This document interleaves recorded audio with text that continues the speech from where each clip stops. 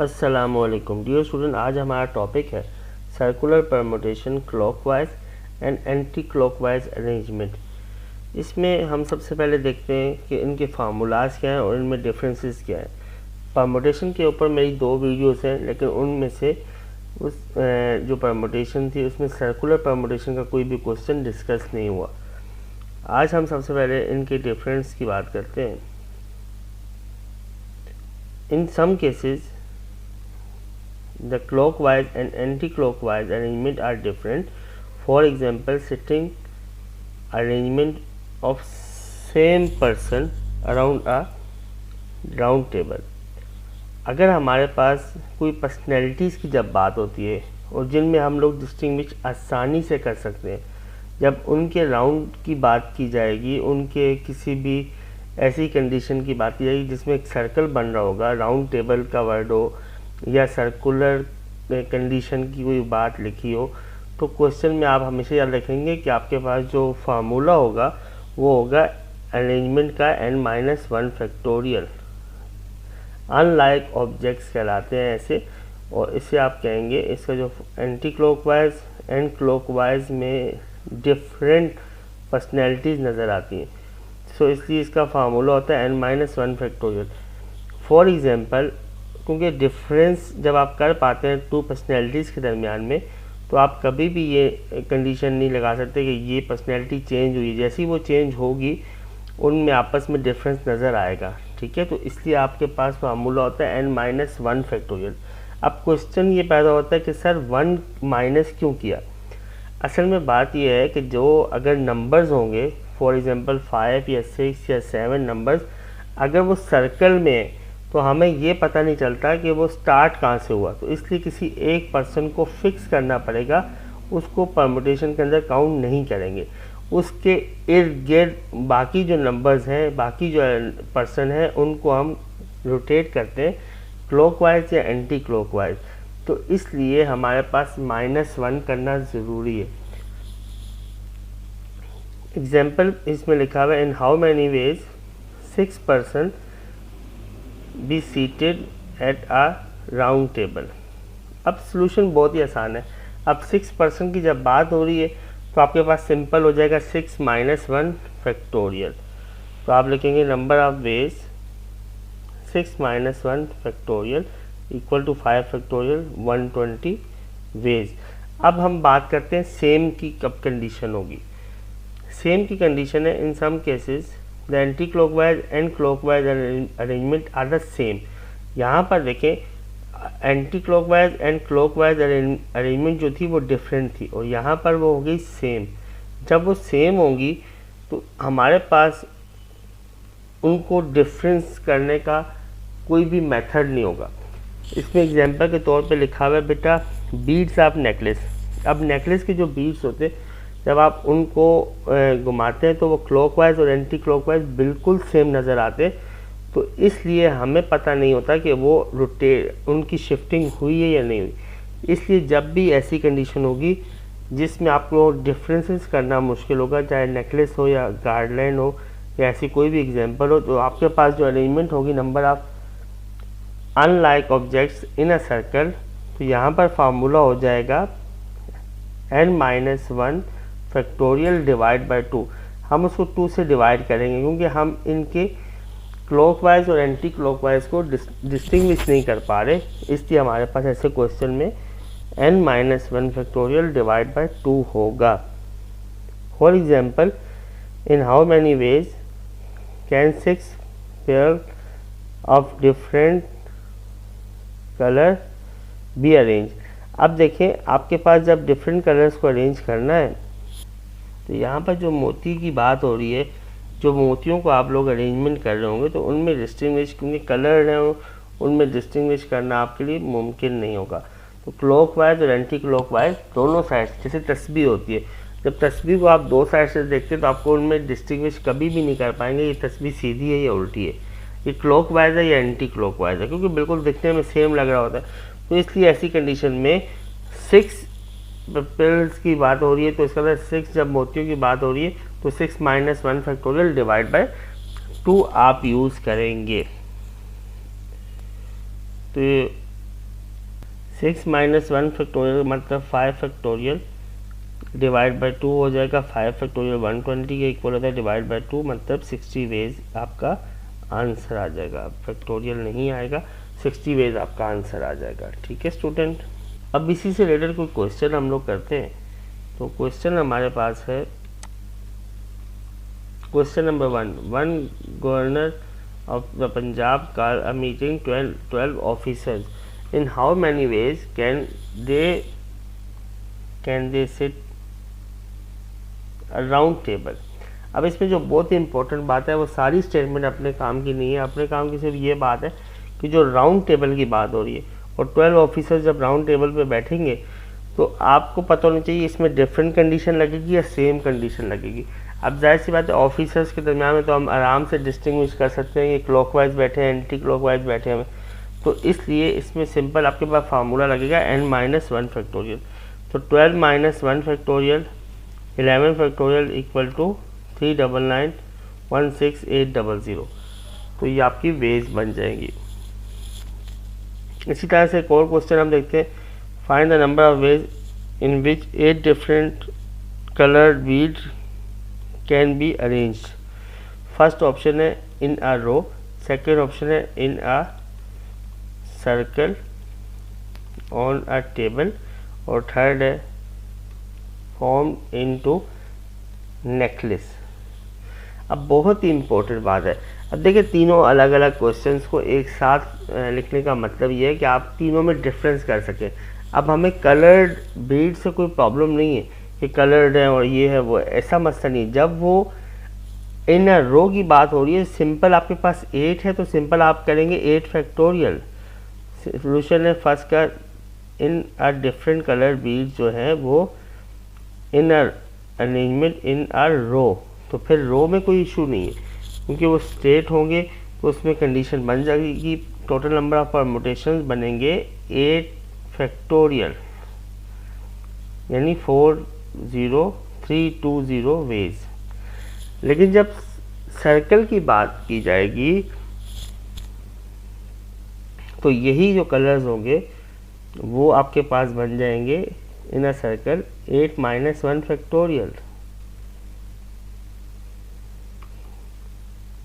ठीक है, जब टेबल पे होंगे तो फिर उसकी एंटी क्लॉकवाइज और क्लॉकवाइज में डिफरेंस करना आपके लिए बहुत आसान है, क्योंकि क्लॉकवाइज है या एंटी क्लॉकवाइज है उनमें डिफरेंस करना आपके लिए बहुत आसान होगा। ठीक है, क्योंकि वो तस्वीर अगर आपके सामने बिल्कुल टेबल पे पड़ी हुई है तो आप उसमें बिल्कुल सामने नज़र आ रहा होगा, ये जैसे तो ये घूमेगी तो नहीं ना। आप जब उसे उठाते तो फिर वो क्लॉकवाइज और एंटी क्लॉकवाइज में आप डिफरेंस करना आपके लिए मुश्किल होता है। पार्ट नंबर 3 हमारे पास है 7 फैक्टोरियल आपके पास बनेगा 5040।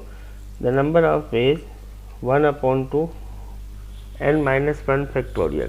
तो आपके पास जब नेकलेस की कंडीशन आ गई तो नेकलेस में इस तरह की कंडीशन आती है कि आप उसको n-1 डिवाइड बाई 2 करेंगे, फैक्टोरियल को 2 से डिवाइड करेंगे। 8-1 फैक्टोरियल यानी 7 फैक्टोरियल यानी 5040 divide by 2 equal to 2520 ways. अब मेरे ख्याल में ये क्वेश्चन आपके लिए बहुत आसान हो गया होगा तीनों वैल्यूज़ के दरम्यान में डिफरेंस करने के लिए।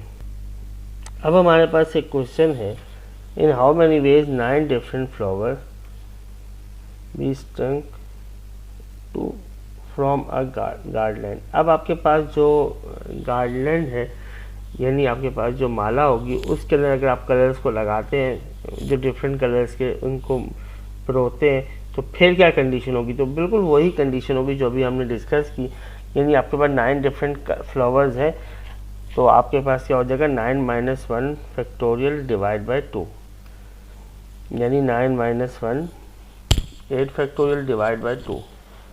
तो आपके पास आंसर आ जाएगा students 20160 ways. Question number 4, how many natural numbers of 4 digits can be formed with the digit 2, 3, 5, 7, no digits being used more than once in each number. Also एक और क्वेश्चन है, what will be their number if the given digits 2357 sorry 2350 write all the numbers formed।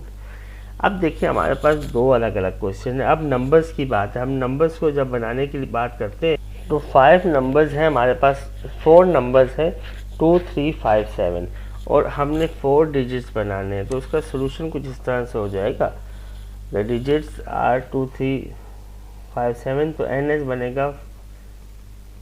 अब देखिए जो unit 10, 100 and 1000 ये आपके पास, आपको पता है कि 1000 पे फिर 4 पॉसिबिलिटीज़ होंगी, 2 भी आ सकता है, 3 भी आ सकता है, 5 भी आ सकता है और 7 भी आ सकता है। इस लॉ को कहते हैं फंडामेंटल लॉ ऑफ मल्टीप्लिकेशन, जिसके थ्रू आप आसानी से अपने क्वेश्चन को सॉल्व कर सकते हैं। वैसे इसका ये मेथड भी है कि 4P4 सिंपल आपका आंसर आ जाएगा, लेकिन आपके पास एक कंडीशन है फंडामेंटल लॉ ऑफ मल्टीप्लिकेशन, उसके थ्रू आप ये करते हैं कि आप ये रखते हैं कि 4 प्लेसेस में फर्स्ट प्लेस पे कितने नंबर आ सकते हैं। फर्स्ट प्लेस पे 2 भी आ सकता है, फर्स्ट प्लेस पे 3 भी आ सकता है, फर्स्ट प्लेस पे 5 भी आ सकता है, फर्स्ट प्लेस पे 7 भी आ सकता है। तो फर्स्ट कंडीशन में 4 नंबर्स आ सकते हैं। सेकंड 100 वाली कंडीशन में 3 नंबर्स आ जाएंगे। उसकी वजह ये होगी जो फर्स्ट प्लेस पे नंबर होगा वो सेकंड पोजीशन पे नहीं आ सकता। क्यों? क्योंकि वो कह रहा है कि एक नंबर को एक ही दफ़ा आपने यूज़ करना है। तो पहले अगर फॉर एग्जांपल 2357 आ सकता तो फर्स्ट प्लेस पे जो 4 नंबर्स कौन से आ सकते हैं 2357। अगर फॉर एग्जांपल फर्स्ट प्लेस पे 5 आ गया तो जब 5 इस नंबर को आपने फर्स्ट प्लेस पे यूज़ कर लिया तो बाकी कितने नंबर रह जाएंगे 2, 3 एंड 7। तो सेकंड प्लेस के ऊपर 3 नंबर्स पॉसिबल है। इस तरह से क्वेश्चन को आप सॉल्व करेंगे। फिर थर्ड प्लेस के ऊपर जो सेकंड में आ जाएगा वो थर्ड पे नहीं आ सकता, तो फिर 2 नंबर रह जाएंगे। तो इस तरह से आपने क्वेश्चन को सॉल्व करना है। फिर आपके पास 4, 3, 2, 1 M1, M2, M3, M4। तो उसको फंडामेंटल लॉ को इस तरह से लिखते हैं कि फर्स्ट प्लेस के ऊपर इतने नंबर, सेकंड पे इतने नंबर, तो इसको M की फॉर्म में हम शो करते हैं। तो आपका टोटल आंसर आ जाएगा 24। अब इसके सेकंड पार्ट की तरफ चलते हैं। सेकंड पार्ट पे जाने से पहले अब वो 24 नंबर्स कौन से हैं वो आप देख लें। 2, 3, 5, 7। अब सबसे पहले अगर 2 आएगा उसके बाद 3, 5, 7 सेकंड नंबर आएगा, उसके बाद 2 के बाद 3 फिर 5 और फिर लास्ट में 7। तो एक नंबर बन गया 2, 3, 5, 7। फिर सेकंड नंबर बनेगा 2, 3, 7, 5। फिर थर्ड नंबर बनेगा 2, 5, 3, 7, 2, 5, 3, 7। फिर 2, 5, 7, 3। इसी तरह से 2, 7, 3, 5, 2, 7, 5, 3। तो ये 6 नंबर्स बन जाएंगे सिर्फ 2 नंबर पहले होने पे। फिर 3 नंबर जब पहले होगा तो फिर ऐसे ही 6 और बनेंगे। फिर 5 नंबर जब आप पहले लिखेंगे तो फिर 6 और बनेंगे और फिर 7 पे भी 6 और बनेंगे। तो ये वो 24 नंबर्स हैं जो आपके सामने लिखे हुए हैं जो इसकी कंडीशन में आ सकते हैं। सेकेंड पार्ट है when no digit is repeated the digits are 0, 2, 3, 5। अब 4 नंबर्स आपने बनाने हैं। तो फर्स्ट पे आपके पास सबसे पहले 1000 पे क्या लिखा हुआ है 3। हालांकि आपके पास जो नंबर्स हैं वो हैं 4, लेकिन आपके पास यहाँ पर 3 पॉसिबिलिटीज़ लिखी है कि आप 3 नंबर्स को यूज़ कर सकते हैं। बहुत ही इंपॉर्टेंट बात है कि 3 नंबर्स क्यों लिखे हुए हैं, क्योंकि फर्स्ट प्लेस के ऊपर 0 नहीं आ सकता। 0 क्यों नहीं आ सकता? अगर मैं 0 फर्स्ट प्लेस पे लिखूँगा तो वो 4 डिजिट्स नहीं रहेंगे बल्कि वो 3 डिजिट्स हो जाएंगे। तो इसलिए 3 नंबर्स कौन कौन से हो सकते हैं? 2 हो सकता है, 3 हो सकता है या 5 हो सकता है। लेट करते हैं हमारे पास 3 नंबर को हमने फर्स्ट प्लेस के ऊपर फिक्स मतलब पुट कर दिया, तो बाकी कितने नंबर रह जाएंगे सेकंड प्लेस के लिए? 3। क्यों? 0 भी तो सेकंड पे आ सकता है ना। तो जब 0 सेकंड पे आ सकता है इसका मतलब है सेकंड प्लेस के ऊपर भी 3 नंबर आ सकते हैं, यानी 100 प्लेस के ऊपर, और उसके बाद 10 प्लेस के ऊपर भी 3 नंबर आ सकते हैं, और फिर यूनिट प्लेस के ऊपर 1 नंबर आ सकते हैं। तो इसको आपके पास M1, M2, M3 के थ्रू आप सॉल्व करेंगे तो आपका आंसर आ जाएगा 18। अब वो 18 नंबर्स कौन से हैं ज़रा देख लेते हैं। 18 नंबर, अब देखिए 2, 3 और 5 ये 3 नंबर फर्स्ट प्लेस पे आएंगे। तो फिर जाके हमारे पास जो नंबर्स बनेंगे वो 4 डिजिट्स बनेंगे। 2035, 2053, 2305, 2350, 2503, 2530। तो ये डिफरेंट नंबर्स हैं, इसी तरह से बनेंगे। फिर 3 के साथ इसी तरह से नंबर्स बनेंगे, फिर 5 के साथ बनेंगे। तो ये इस तरह से आप अपने क्वेश्चन को सॉल्व कर सकते हैं। नेक्स्ट क्वेश्चन है हमारे पास, how many natural numbers each having 3 digit number can be form with the digit 0, 2, 3, 5, 8, 9 if none of the digit is repeated and digits can be repeated। अब इस तरह के क्वेश्चन भी आपको मैं करके दिखा देता हूँ। अब आपके पास जब none of the digit is repeated होगा तो कोई भी डिजिट रिपीट नहीं होगा, तो आपके पास ये नंबर्स हैं 0, 2, 3, 5, 7। आपने क्या करना है, कितने 3 डिजिट नंबर बनाना है, 3 डिजिट नंबर्स। अब 3 डिजिट नंबर कैसे बनेगा, NS 100 unit and 100 10 and unit, ये 3 आपने लास्ट के डिजिट्स हैं। अब आपके पास करना ही होगा कि आपके पास टोटल 6 नंबर है, 0, 2, 3, 5, 8, 9, लेकिन फर्स्ट प्लेस के ऊपर 5 नंबर्स आ सकते हैं। सर क्यों? क्योंकि 0 फर्स्ट प्लेस के ऊपर नहीं आ सकता। अगर 0 फर्स्ट प्लेस के ऊपर आएगा तो वो 2 डिजिट नंबर हो जाएगा, तो इसलिए हम 0 को फर्स्ट प्लेस के ऊपर नहीं लिखेंगे, हम फर्स्ट प्लेस के ऊपर नंबर लिखेंगे 2, 3, 5, 8, 9। इनमें से कोई नंबर भी आ जाएगा। जब इनमें से कोई नंबर भी आ जाएगा तो दोबारा वो नंबर नहीं आ सकता, लेकिन सेकंड प्लेस के ऊपर तो 0 आ सकता है ना, तो इसलिए सेकंड प्लेस के ऊपर भी 5 पॉसिबिलिटीज़ हैं और फिर 4 पॉसिबिलिटीज़ हैं। तो 5 4 20 और 25 100। तो इसका आंसर हमारे पास आ जाएगा simple M1 M2 equal to 100 base. अब डिजिट्स कैन बी रिपीटेड। अब हमारे पास डिजिट अगर रिपीटेड हो सकते हैं तो फिर हमारे पास क्या कंडीशन होगी, फर्स्ट प्लेस के ऊपर तब भी 0 नहीं आ सकता। तो फर्स्ट प्लेस के ऊपर 5 नंबर्स, लेकिन सेकंड पे 6 नंबर और थर्ड पे भी 6 नंबर आ सकते हैं। कौन कौन से? देखिए, आपके पास जब नंबर रिपीट हो रहे हैं तो नंबर्स को माइनस करने का तो सवाल ही नहीं है। तो आपके पास फर्स्ट प्लेस के ऊपर 5 नंबर है, 0 नहीं आ सकता, बाकी सब आ सकते हैं। सेकंड प्लेस पे भी सब आ सकते हैं क्योंकि डिजिट्स जो है वो रिपीटेड अलाउ है। और थर्ड प्लेस के ऊपर भी तीनों नंबर, सब के सब नंबर्स आ सकते हैं क्योंकि आपके जो नंबर्स हैं वो रिपीट हो सकते हैं। तो यहाँ तक क्वेश्चन हो गया। आई थिंक इसमें कोई इशू नहीं होगा नंबर रिपीटेड के अंदर। अच्छा, फिर हमारे पास अगर ये 0 वाली कंडीशन नहीं होती, अगर 0 नंबर यहाँ पर नहीं होता, तो फिर आपके पास इस 0 के बदले कोई और नंबर 1, 7, 8 कोई और ऐसा नंबर होता, तो हम क्या करते, 6, 6 और 6 कर देते। तो हमारे पास आ जाएंगे total number of ways 5 × 6 × 6 180 ways. अब इस क्वेश्चन में तो 100 वेज और 180 वेज आ रहे हैं, तो हम इतने बड़े क्वेश्चन की वेज को कभी भी बनाकर नहीं दिखाते। अगर 16, 20, 24 तक के नंबर्स होते तो हम उनको सोल्व करके भी दिखा सकते हैं।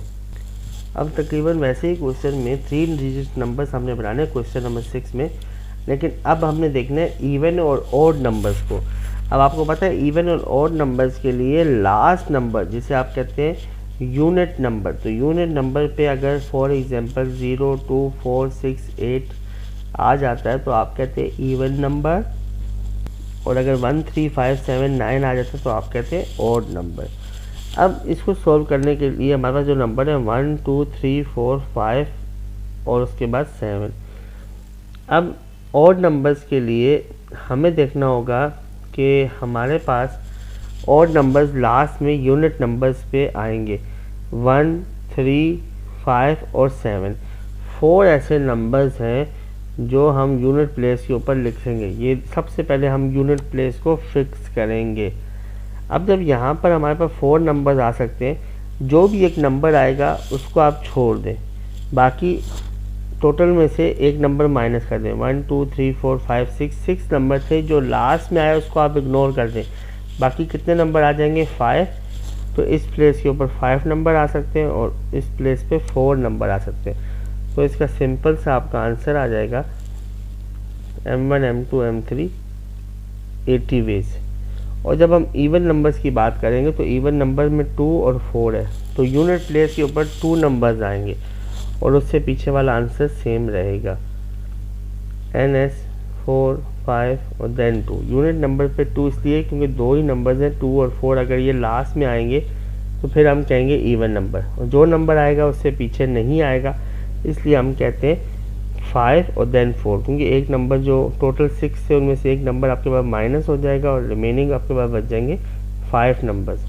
तो आज के लेक्चर में इतना ही। अपने कमेंट्स लाजमी शेयर करें, जो भी क्वेश्चन है वो भी आप पूछ सकते हैं, तो इंशाल्लाह उसका जवाब आपको मिल जाएगा।